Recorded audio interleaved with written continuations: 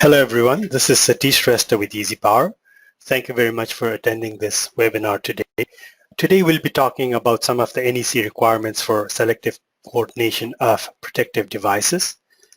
And we will also take a look at what EasyPower offers as an automated tool for selecting circuit breakers based on the manufacturer tables that are meeting the selective coordination requirements up to a certain given kiloamps. Let's review some of the NEC requirements for selective coordination. Emergency systems as specified in NEC Article 700. Then there's legally required standby systems and critical operations power systems. For emergency systems, what the language is in the NEC standard is overcurrent devices shall be selectively coordinated with all supply side overcurrent protective devices. And it also provides an exception, and that exception is that if you have two circuit breakers or two protective devices directly in series with no parallel paths in between them, then it is not necessary to perform selective coordination there. Legally required standby systems have the same kind of provision. And critical operations power systems have similar provision with one exception. It also requires ground trip selectivity. Now, before talking about selective coordination of circuit breakers, we'd like to first start by looking at some methods of simplifying the process.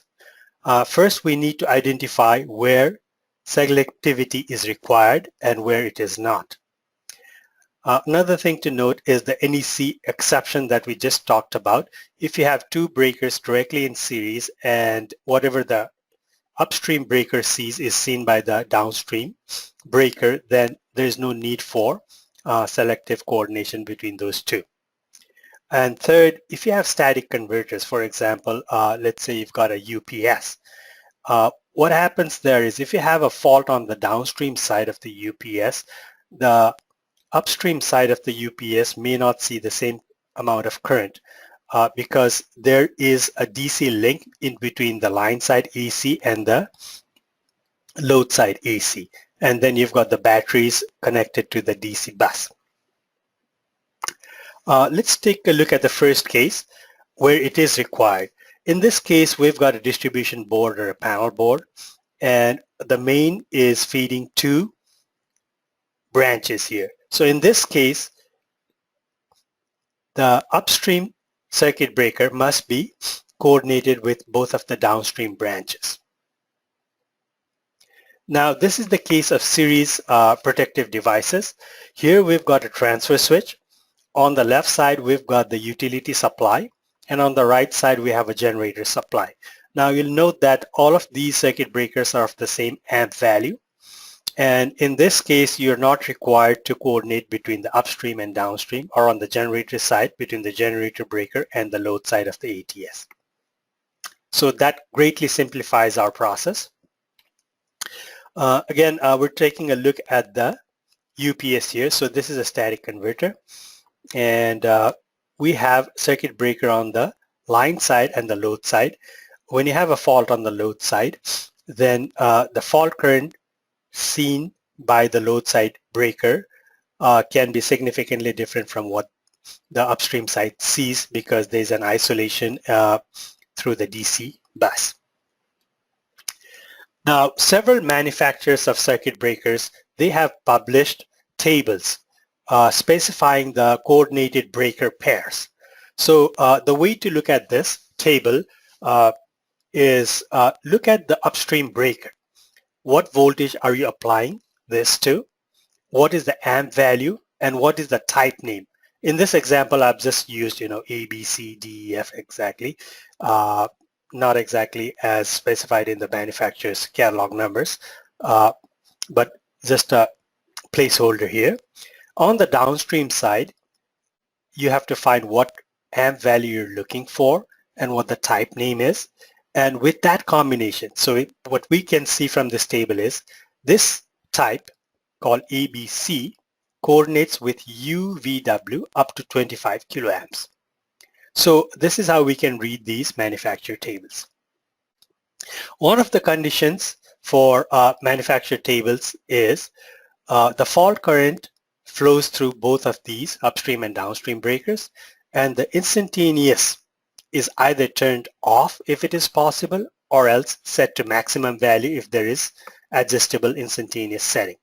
Now, one thing to keep in mind is UL 489 standard. So molded case circuit breakers requires some kind of instantaneous trip. So when you set the instantaneous off, there will still be an internal override, instantaneous override, which again qualifies for some kind of instantaneous trip. The traditional way of doing time current coordination for selecting circuit breakers is via TCC plots.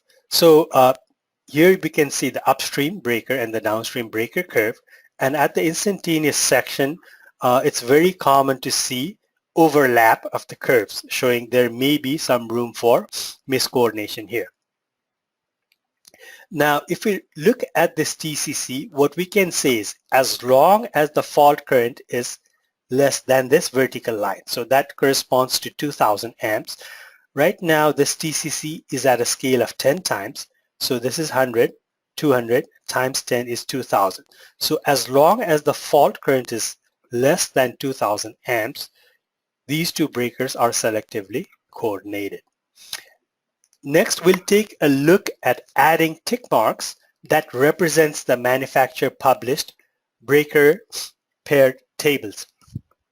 So in this case, although we have TCC showing you that the coordination is possible up to 2000 amps, the manufacturer suggests that these two breakers can be coordinated up to 3000 amps. So based on that table, EasyPower can insert a tick mark to indicate you're good up to 3000 amps. So what we did was we did a query of all the circuit breaker manufacturer published tables that we have, and there were several hundred circuit breakers, but the total number of breaker pairs that we found ran in thousands, something like close to 50,000 pairs or combinations. So as we sorted them out and looked at the characteristics of these tables, it was found that at very low fault current values, there is a higher chance of finding selectively coordinated breaker pairs. So in the range of 0 to 10 kiloamps short circuit current, we found greater than 50% chance of all the circuit breaker pairs that are possible. And as the fault current increases, we find that there is less and less chance of getting a successful coordinating pair. Now, what we'll do next is in the next slide, we will zoom into this 0 to 10 kiloamp category section. And again, we see the same type of behavior here. For 0 to 2 kiloamp short circuit, we see about 25%. And from, as the fault current level increases, the chances of finding breaker pairs that successfully coordinate begins to decrease. So the conclusion is, the higher the fault current, the less chance there is to find breaker pairs that coordinate with each other. And the challenge is, how do we exactly go about getting lower short circuit currents? And we'll discuss that in a little while. EasyPower provides a command or a solution called series coordination. This is part of the Smart PDC feature, or also known as the auto design feature. This uses design templates. So for those of you that have already worked with auto coordination design templates in the library, this is where you can configure what kind of circuit breakers you want in your final selection list. You can choose any type of manufacturer. So, we can choose any big four in the US and Canada, or if you're overseas, you can customize your own template. So this is totally customizable by the end user. And this looks up the manufacturer provided tables, does a lot of queries until it comes to a final solution. Of course, based on the fault current level, it's also possible that you may not find a good solution there. In EasyPower, to perform selective coordination and find the breaker pairs that will coordinate with with each other, what you can do is click on the Auto Design button. There's a drop down here, and from that list, choose Series Coordination. Some of the rules that EasyPower applies while doing series coordination: if your circuit breakers, the amp value have not been defined, then EasyPower will use the Auto Design or Smart Design rules in looking up the load current or the demand values and then size the circuit breakers accordingly. So there are two broad categories. Either you total up all the loads that have been specified in the downstream circuits and choose your circuit breaker, or it can also be based on the downstream bus amp rating. If you have already specified any amp rating to the circuit breakers, then while trying to perform series coordination, it will preserve that amp value that you have already specified. For example, let's say you start with a generic 200 amp circuit breaker. Then while trying to find a manufacturer supplied type, then it will choose a 200 amp circuit breaker and it will maintain that amp value. While doing series coordination, EasyPower also provides a report, and this report is included in the Auto Design report. And the first table gives you the type, the breaker type that was selected and the amp value for that circuit breaker. It also provides comments. This is very similar to the Auto Design comments. If you look at row number 3, it gives you a feedback saying this breaker is coordinated up to 3 kiloamps. So this comes from the example that we saw earlier in the TCC plot. And this upstream breaker G86 coordinates with downstream breaker ED4.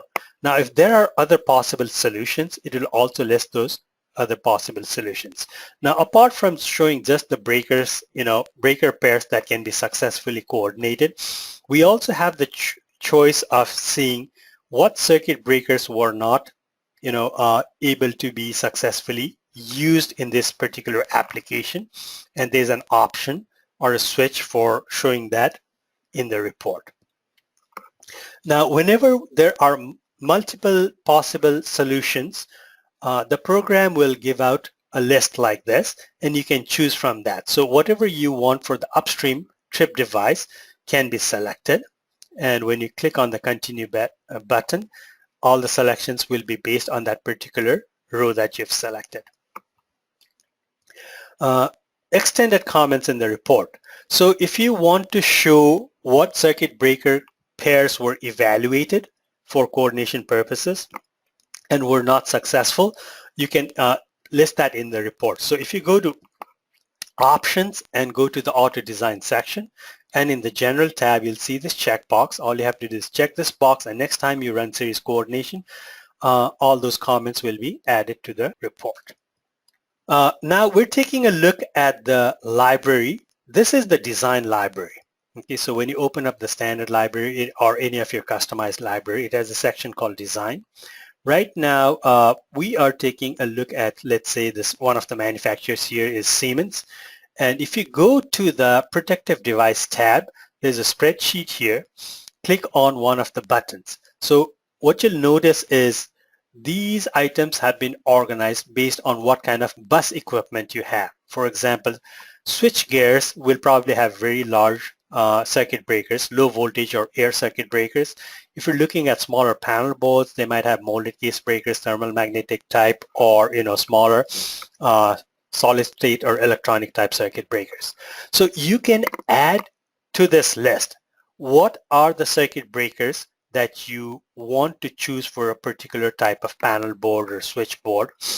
And the reason we have to go through this selection list is some of the items in the library may be very old legacy breakers that have been discontinued or are obsolete.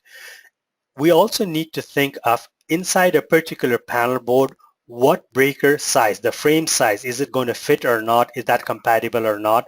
Is that something that can be supplied from the manufacturer side? So this list will allow you to choose what kind of circuit breakers you want the program to consider before coming to a final solution. And you can add and remove items as you need. The next slide shows you where the manufacturer specified data is stored in the protected device library. So in this case, we have molded case circuit breaker section, and we go to, for this instance, is GE as the manufacturer, and the range is record plus. We're looking at the breaker style called FGH. So for this breaker, FGH, these are the downstream breakers that can be selectively coordinated. And this last column shows you the coordination will be successful up to this many kiloamps. So anything below this, it's possible to coordinate. Anything when you have a fault current higher than this specified kiloamps, then coordination is no longer possible. So upstream side amp rating gives you the various values of amp rating of this FGH for which this downstream circuit breaker is going to be selectively coordinated. Now we'll go on to an EasyPower example. So what I've drawn here is a small system. We've got utility supply. Your low voltage is 28 volts or 0.208 kilovolts. And we've got a 150 kVA dry type transformer with a fan cool and force cool rating of 200 kVA. Impedance is kind of typical at 4%. And we also have a transfer switch with the generator, a standby generator here, and feeding several different circuits, including a UPS. If you look at the circuit breakers, what I've done in this example is specified what is the amp rating. For now, I've not chosen any specific manufacturer or breaker type. I've just gone for generic for now. So what this example is going to do is it will try to preserve this amp rating. So if you have 100 amp rating in the breaker, when we perform the series coordination, it will find a different breaker type, but the amp value will be preserved. So before we start series coordination, what we need to do is go to the options. So that's auto design options. And in the auto design section under general tab, you will see what kind of design template or design sheet you want to use. So if I scroll down this list, let's say I want to start with Siemens for this, just for an example here. I'm going to pick that. So what I'm going to do next is select a group of circuit breakers. After that, I click on auto design, drop down menu, and come to this third item called series coordination. Then I click on it, and this gives me a list. What this is telling me is there are 4 possible solutions to find coordinated breaker combinations. So I'm going to go for the first one, which is JD6. I click on continue, and you'll notice that the top breaker is JD6. It's selected Siemens breaker. And downstream, we've got ED4 for 100 amp. And further downstream to specific loads, we have 15 and 25, BLH as the selected breakers. Now, next thing we want to do is take a look at the auto design report. So go to Window. Your design will be automatically created, the report. And so the first table again gives you what circuit breaker was selected. And next thing we need to do is read the comment. So the comment number 3, this breaker is coordinated up to 3 kiloamps with downstream breaker ED4. So that looks like yes, it was successful. Now let's take a look at item number 11. It says 3-phase available short circuit current is 0.6. That's because we have a smaller UPS, and the UPS typically has, unlike transformers, which has a very high ratio between available fault current and the load current or the full load amps, UPS is going to have a much smaller ratio there, and therefore the fault current is less. And therefore we saw that yes, it is easier to find solutions for selective coordination of breakers at lower fault currents.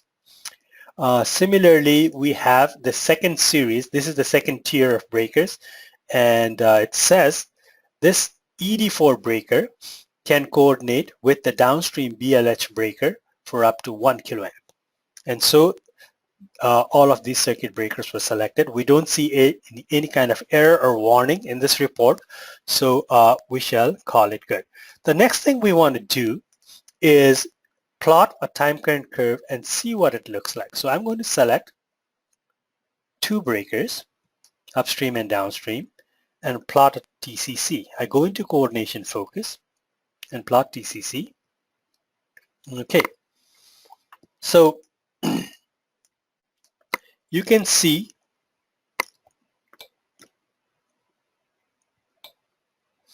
that based on the manufacturer tables, coordination is possible up to 1000 amps here. Now if you want to see the entire curve, what you can do is turn off TCC clipping. Right now the program is automatically using the short circuit currents calculated at each of the buses and clipping the curve from the right. So turn off that.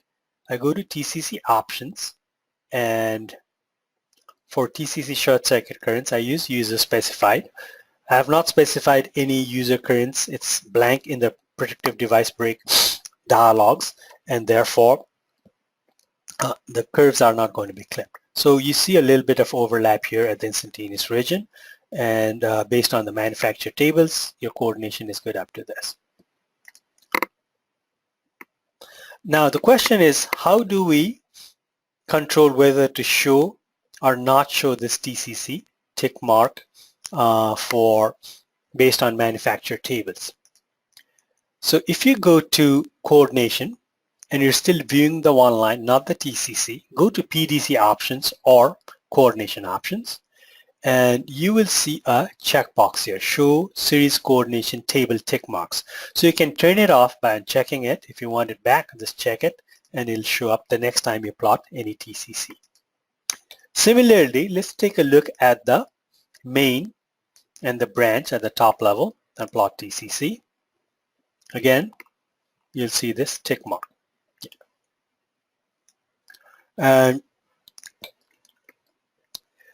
this current here, the arrows or the arrow tick marks are representing short circuit currents, and we can see since the fault current is a lot lower than this coordination kiloamps, we're good for this case.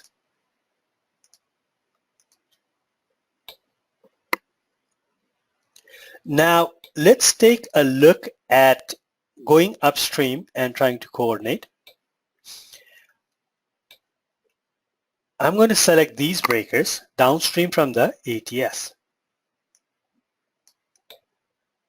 and try to choose series coordination. I go back to database edit focus, then go to audit design, series coordination. Now if you look at the one line, you'll see that this breaker BL4 got selected, breaker BL18 at the downstream side got selected, but we still have generic, meaning there is no successful solution for these two breakers. Let's take a look at the order design report. Okay, so it says error, this breaker was not sized, this breaker could not be selected with the downstream devices. So we obviously have some kind of problem, and the most common reason for not finding a solution is going to be your short circuit current being too high. Right now we see that the calculated short circuit current is at 9.6 kiloamps. Now next thing we're going to do is earlier we noted that transformers typically have high ratio of short circuit current to full load amps. We're going to switch this transfer switch to the generator side. So I'm going to double click on ATS. From source 1 bus, I go to source 2 bus. Now this is connected to generator. So let's give it another try here. I'm going to select these breakers. Now to select multiple breakers, you can just hold down the shift key and continue adding new breakers. There we go. So all the breakers are selected on the right side. Go to Auto Design and perform series coordination. Now it looks like we got some kind of a solution here. Again, we have a list of 3 different choices. I'm going to go for the first one, G86. Click Continue. Now I have a solution down to the bottom level.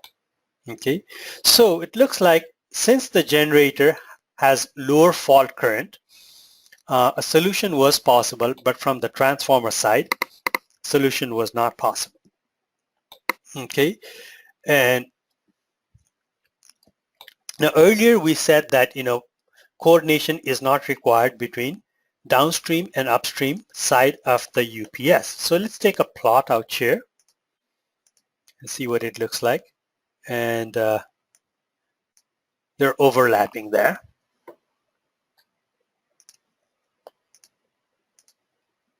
But for the purpose of short circuit, the fault currents at the downstream side is going to be different from what is seen from the upstream side because of the presence of the batteries and the DC bus.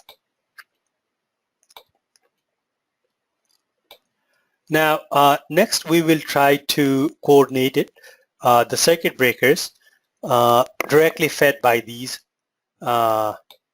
utility supply or the transformer, service transformer. I'm going to select all of these breakers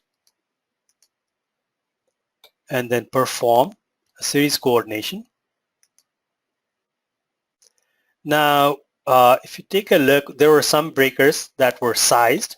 So we got solution up to this, but this breaker was not sized. So we do have a problem on the main. If you look at the report, it shows that we've got a total of 10.4 kiloamps and we were not able to find a solution. Okay. Now, just for the purpose of seeing if there are solutions at a lower fault current, what I'm going to do is put in some large impedance value. Of course, this is not going to be practical. I might go high as 15. I'm going to try maybe a different manufacturer here. Auto design options. Let's try GE and try coordination again.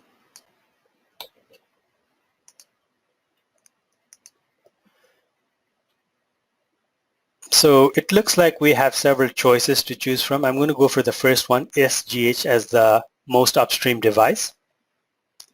And it looks like there was success, but before concluding, let's go into Auto Design Report. Okay, so we see that there is coordination achieved between upstream and downstream, and the fault current level is up to 5.4. And you scroll down just to see if there are any errors or warnings, and it looks good. So what we've done is we've created a fictitious data here with the transformer that would result in very low fault currents. Now, applying this kind of condition is going to be really challenging because anytime you increase the upstream impedance for normal load calculations, you're going to have a lot of voltage drop, and that may not be practical. So it is important to consider alternative strategies which are going to be feasible in your case. So I'm going to set it down to a lower value for now. And so one possible solution is to have really large circuit breakers with high instantaneous settings. And typically those circuit breakers may be available for, let's say, power circuit breakers where it may be possible to turn instantaneous off, or some large circuit breakers with high instantaneous so that the fault current is less than the instantaneous. And you'd probably be tripping on the short time delays. So again, for that purpose, what you can simply do is choose your desired circuit breakers and plot TCC, and you can perform a regular coordination just by changing the breaker curves. So that's what we have for today. Again, the highlight of today's discussion was how to use series coordination of breakers. And if you want to customize the library, go to File, Properties, and Open Library. So standard library comes shipped with the software. And let's go to the design section. So for now, let's start with Siemens. I go to this design sheet. You can add any amount of design sheets as you want. Just right click on the US and then choose Insert New Sheet, and you can create your own design template there. So let's go to Siemens, and then I go to Protected Device section and choose what kind of equipment it is, switchgear, panel board, MCC, etc. And based on that, you can choose different circuit breakers that you want to add. For example, right now, let's say you've got a panel that is less than 250 volts, so 208 or 240 volt panel, and you want to add a circuit breaker 400 amps. So just click on that, you get this. If you right click, you can choose Append or Insert Row and add your own. If you want to delete anything, you can just click on the Delete button or right click and delete, and then you can customize your design library.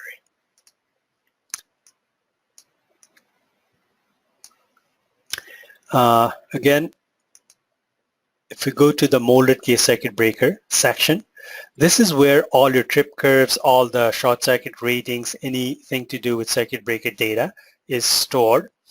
And let's go to GE and go to Record Plus and say we're looking at FGH circuit breaker, which is this one, style, and then go to Series Coordination tab, and you can see the manufacturer tables listed here. And so this gives you the ability to run queries and then find the right solution for your particular one-line drawing. So thank you very much for attending this webinar. If you have any questions, please provide them in the chat window. I will get back to you in a few days with the answers for your questions. Thank you very much. Goodbye.